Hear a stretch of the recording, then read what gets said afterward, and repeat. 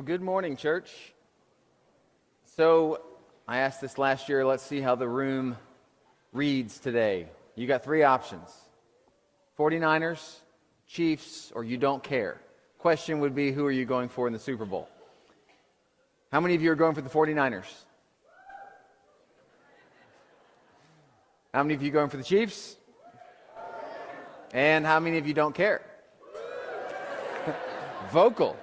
I like it. So before I hop into the message today, I want to tell you about just a little bit about a resource that has been helpful to me.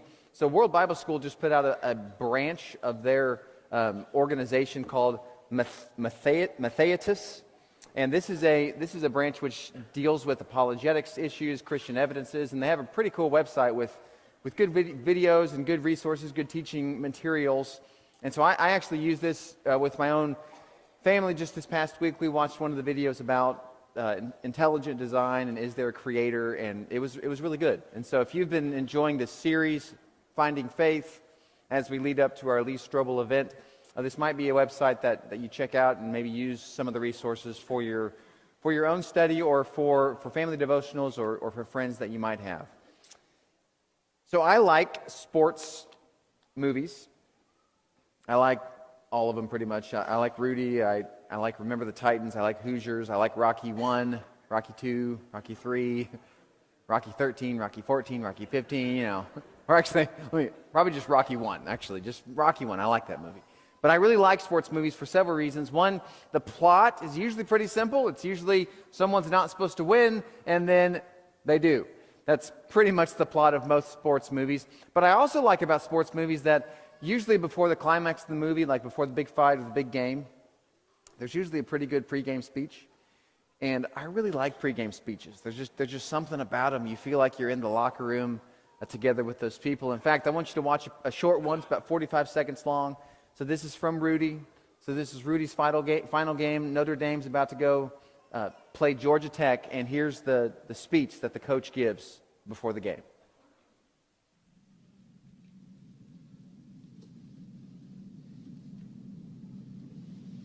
You all know what you have to do. Remember, no one, and I mean no one, comes into our house and pushes us around. This is your game now, gentlemen. And for you seniors, it's your last one, so make it count. Because you'll remember it for the rest of your lives.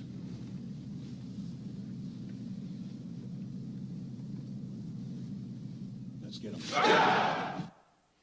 I keep waiting for you all to react that way after a sermon. It still hadn't happened. One of these days it'll happen. But I love speeches like that. And I was trying to figure out, why exactly do I like them so much? One reason is because growing up, I never got to be in the football locker room. That just wasn't my sport. I was a runner, and running doesn't really lend itself well to great motivational speeches before track meets. In fact, this is no joke. Before one of my track meets, we were on the bus, about to get off, and the coach stood up and said, "Boys, before you get out there, remember this. Run fast and turn left." That was it. 5 words. That's it. All right, motivated. So I enjoy speeches because, I didn't get to really be in that kind of environment. But the other reason I enjoyed speeches like that is because they're just simple reminders for distracted people. Like these athletes, they're thinking about a lot of things. They got butterflies in their stomach. They're thinking about the girl they want to impress. They're thinking about the argument that they had with maybe a teammate. And the coach comes in and just says, "Guys, here's what we're going to do. Here's the game plan." Now, I'm not a coach. I'm a preacher. But there's one similarity between preaching and coaching, or at least there's probably several, but one similarity is that it's part of my job to give reminders, simple reminders to distracted people. And so this message today is really going to be one of those kinds of lessons. So if you haven't been with us for 6 months, we have been thinking and praying and planning and inviting and preaching and studying and all sorts of things, getting ready for this really big event this weekend called Facing Doubt, a conversation with Lee Strobel. And this whole time, we're really wanting this event to impact this community. And so it's finally here. And so all I want to do this morning is just give you a few reminders, a few things to think about as we all go into this Saturday, hoping to make a big impact for our community. I'm going to be all over the Bible today, hopping around to several different texts. I want to start in the Old Testament. One of the most iconic chapters in Israel's history is the wilderness wanderings.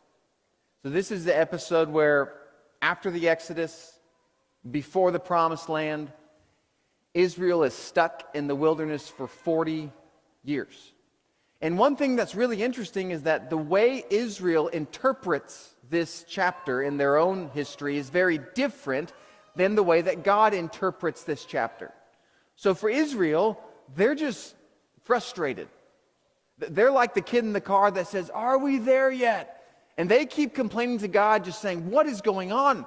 Father, get us to the Promised Land. Get us out of this desert. We're so tired of being here, so tired of this manna." In fact, they get so frustrated that at one point they said, "Just take us back to Egypt. We just don't want to be here." So in Numbers 11, they say, "Wouldn't it be better for us to go back to Egypt?" And they said to each other, "We should choose a leader and go back to Egypt." So all they care about is destination. Just get us to the end. That's not what God cares about. In fact, here's what he says in verse 11 of that same chapter. "How long will these people treat me with contempt? How long will they refuse to believe in me in spite of all the signs I have performed among them?" So God has something else in mind other than the destination. God has the journey in mind. And this is such an important principle because we all get obsessed in life with where we're going. But from the wilderness wanderings, one thing we learn is this: God is much more concerned about who you are becoming than where you are going. And so we get all obsessed with, well, I have to get to this city, and I have to get to this job, and I have to get in this new relationship. And God's just sitting there thinking, I just want to know who you are. Like, I care about the kind of person you're developing into. So Israel, they want the Promised Land, but God wants a promised people. And so here's the point really practically for you and I as we think about this Saturday. I encourage you to celebrate the journey. In fact, everybody say that with me. Celebrate the journey. I don't have a clue what's going to happen this weekend, but I do know what's happened the last 6 months. There has been so much fervor and zeal and passion from this church family, and it's been remarkable. Like, I don't know if I've ever had a season in ministry where I've heard more stories from us, from you, from our people about stepping outside of our comfort zones. I mean, you've told me stories about one of you just the other week said you and a coworker at work were exchanging books. The coworker's an atheist, you're a Christian, you're going to read each other's books and talk about it. Another one of you was talking about how you have had some deep conversations about faith with your agnostic hairstylist. Another one of you is telling me the other day that you're intentionally reaching out to a friend from childhood who doesn't believe anymore because you want to build a relationship. And that's just, there's story after story after story. So again, I don't know what's going to happen on Saturday, but I do know where we've been, and it's a really, really good thing. It's important to celebrate the journey. So here's another one. A few years ago, CNBC did an extensive research project on suburbs in America. And so they created a list of all sorts of data to analyze. They're trying to land on a top 10 list. And so they studied things like economic and social trends, affordable housing, schools, crime, employment, education, driving distance. Guess which suburb made it number one on the list? Edmond, Oklahoma. Now, probably a mix of reactions there. One is just a good sense of pride. Many of us live in Edmond. That's pretty cool that we ranked number one on the list there. Here's two things that I'd like to point out the report didn't show, but I just know from living in Edmond. Number one is this: we are used to getting our way. And number two would be this: when we don't get our way, we what? We complain. That didn't show up in the report. Now, I don't bring this up to nitpick our community, but I just want to give you a reminder about this weekend. Here's the reminder. Be a creator, not a critiquer. Let's repeat this one. Be a creator, not a critiquer. So critiquing is when you point out something that is wrong. Creating is when you produce something that is right. Now, I actually do a lot of both of these in my life. In fact, if you were to ask my girls, hey, can you tell me a time when your dad just wasn't having a great day? Maybe he wasn't quite as nice and kind as he presents himself when he's preaching. If you ask them that question, they would immediately say, oh, it was definitely the day of the Shalotsky's sin. That's what they would say. And then they would go on to tell you the stories. Several months ago, we're getting back from some trip. I'm already in a bad mood. Go to Shalotsky's on 33rd and Broadway. Pull through the driveway. I'm the only car in the drive-through lane. I wait at the window for 10 minutes, no sandwich, no communication. So I go park. I wait for 10 more minutes, thinking surely someone's going to come out with my sandwich. Nobody comes out, and I've just now had like 20 minutes of anger building inside. And so without even announcing it, I walk into the restaurant, and the girls are just watching from the car at what I'm going to do. Nobody's in the restaurant. And again, it's been 20 minutes, and I don't have my sandwich. And so I walk up to the person at the counter, and I say, where is my sandwich? And in my head, I'm thinking, Lord, please don't let anybody be from Memorial Road in this restaurant. And I'm mad.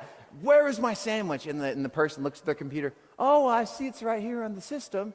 And I'm like, that's the system, but I want to know where the actual sandwich is. And he looks at the screen again and says, oh, I see what happened. You had a really big online order come right in front of you. And I look at him and I said, that online's not even real. I'm a real person. Where's my real sandwich? Like I'm fired up. I'm angry. I'm complaining. I'm critiquing. And to this day, finally they give me the sandwich and I leave. And thankfully, the Lord did answer my prayer. Nobody was from Memorial Road in that restaurant, which I was really happy about. But to this day, the girls still bring that up. Dad, remember Shalotsky's. Like they'll never let me forget it. It wasn't a good moment. I say that just to say I know how to critique.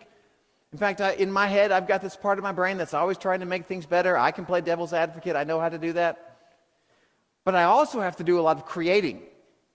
In fact, a lot of my job is creating. And I love this part of my job. I get to read the Bible. I get to talk to you all. I get to think about how can I put messages together that are creative and encouraging and inspiring and challenging. And so I really like the ability to create. And so here's what I've learned, being someone that does a lot of creating and a lot of critiquing, is this. Creating is harder to do than critiquing. And there's not enough of it in the world. Now, I'm not saying that there's no place for critique. I'll be the first one to admit that people and societies and churches and schools and organizations and businesses get better when there's thoughtful, helpful critique. All I'm saying is that there is a disproportionate ratio. There's a lot more critiquing in the world than creating, at least in my observation. And what this has led to in Christianity is a new breed of Christian called the spiritual elitist. So I was reading a book a few months ago by world-renowned philosopher Miroslav Volf, and he was lamenting the idea that we have a lot more people who can tell you what is wrong than people who can actually come in and say, here's what I think we could do to make it right. And here was an interesting paragraph from that book. He said this: in the absence of a positive vision, meaning his definition of a positive vision in the book is someone who has the ability to construct something, not just tear something down. So in the absence of a positive vision, critiques easily develop into mere griping, knocking things down. Unmasking, which is, again, in his words, it's another way of saying, you're wrong about this, just complaining, critiquing. Unmasking gives the impression of intellectual profundity, and griping offers the cheap thrill of understated self-righteousness. And here's the best line, this final line. To change the world, we need an I have a dream speech, not an I have a complaint speech. Now, some of you are thinking, man, Phil, you're griping a lot about griping. And I know it's true, I probably should think about doing this differently, but here's why I'm saying it this way. This weekend, when Lee Strobel comes in and we do this big event, we have spent a lot of time working on this event. It might not go the way that you think it should go. It might not go the way that I think it should go. And so this is so important, and especially for those of you who are super invested in this church family, and you're going to be here this weekend to help and support and encourage, please hear me when I say this. This event is not for you. It's from you. You're the host. This event is for the community. And so what this means is something's going to happen this weekend and you're not going to like it. Like it's going to, you know what, the room might be too hot, or the room might be too cold, or maybe Lee's going to give a message and you're going to think, well, that's the kind of stuff I've heard before. Maybe he'll talk about something that you wished he had talked about something else. You might have to wait in line for something this weekend. Like I'm telling you, something is going to happen and it's not going to go the way that you wanted it to go. It could be that the people that come this weekend, it's a lot of people from other churches and not as many people as we would have liked to see that actually don't go to church anywhere. And so what I'm asking you to do is that when you have those moments and you get in that trap of like, I kind of want to complain, I kind of want to critique, this cookie in the reception line just wasn't as good as I thought it would be. So when you get in that moment, all I'm saying is just choose to create. Make something happen that's good instead of pointing out something that's bad. In fact, I want to read you this text again from Paul. I read this several months ago as we were getting ready for this whole season of outreach. So this is Colossians 4, and speaking of pregame speeches, this is what Paul would say, I think, leading into a big outreach event. Colossians 4, devote yourselves to prayer, being watchful and thankful. Pray for us too that God may open a door for our message, that we may proclaim the mystery of Christ, for which I am in chains. Pray that I may proclaim it clearly as I should. Be wise in the way you act towards outsiders. Make the most of every opportunity. Let your conversation be always full of grace, seasoned with salt, so that you may know how to answer everyone. Now, in this paragraph, I want you just to notice the verbs. Devote, pray, proclaim, be wise, make the most, speak with grace. And notice what is absent. Paul, not once does Paul say, I want you to point out something that's wrong with somebody else. I want you to complain. I want you to critique. He doesn't do that. And so when you come to that moment, and you can choose to complain, or critique, or you can choose to create, I'm just encouraging you, choose to create. There are so many things that you can create in general in life, but specifically this weekend, there's so many things that you can create. So for example, if you're standing around in the reception, you could create conversation with people that you've never met before. And let's say that there's a moment where a bunch of people are anxious and tense because something isn't starting on time or they're having to wait in line. You could create peace to people that are kind of all ramped up. You could create mental space in your own head to pray. You could create a learning opportunity for your own children. Think about this. You could create joy by telling a joke to somebody. And think about this. You could also create joy by not telling a second joke if the person didn't laugh at your first joke. Just back off. And you might even give an elbow to the person next to you if they're guilty of doing that. All I'm saying is you can create this weekend. In fact, I want to give you a list of things we actually do want everybody to do this weekend. First one is this. We'd like you to park somewhere further away so we can leave our close parking spaces for our guests. We'll actually have shuttles running from the dorms at OC. So you can park there if you want to and take a shuttle in. Second thing you can do is, and this is an important one, so if you've kind of zoned out, zone back in on this one. Saturday, the event starts at 6:30. We're going to be in this room. A few minutes before the event, it could be that we have too many people in this room. We can't fit everybody. If that happens, myself or somebody else will get up here and say, hey, we've still got people coming in. Can a few of you go ahead and make your way to the overflow room? And the overflow room is in Fellowship Central. If someone says that on Saturday, I'm asking you as members, you get up first and go to the overflow room. Now, you don't need to start in the overflow room. We don't want to have the overflow room packed and this room empty. So the plan is, start in here, but if someone says, hey, we need some people to leave, you be the first ones to leave. Number 3, this is just so you know, we're giving free books away this weekend, but it's not for members. So when we talk about that, that's not for you, that's for the guests. Fourth, we have a lot of volunteer spots left to fill. There's a whole lot of things that we need. And so if you can get on the app or the web and volunteer, that'd be really, really helpful. This is everything from setup to tear down to help serving in lines to childcare. 2 roles that we definitely need more of. We need parking lot help and we need ushers. So if you can volunteer, that would be great. And this is and then the last one, please engage with people you don't know. So important.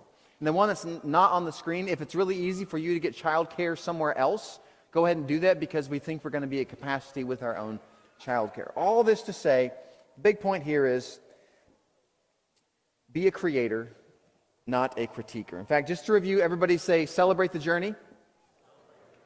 And then say be a creator, not a critiquer. All right, here's a third thought here. So I want to read you a few reactions to Jesus' sermons.